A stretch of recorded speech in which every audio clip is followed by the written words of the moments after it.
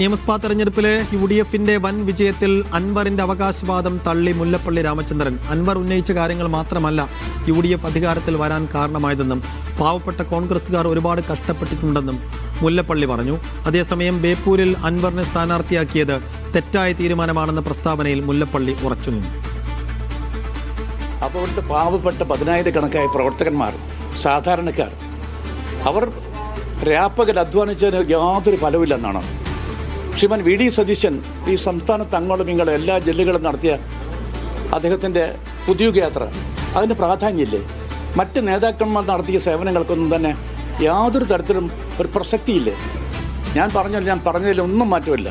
ഞാൻ അന്ന് പറഞ്ഞതും 13-ൽ 12 കിട്ടില്ല, 13-ൽ 13 നമുക്ക് കിട്ടുമായിരുന്നു എന്നാണ് ഞാൻ പറഞ്ഞത്.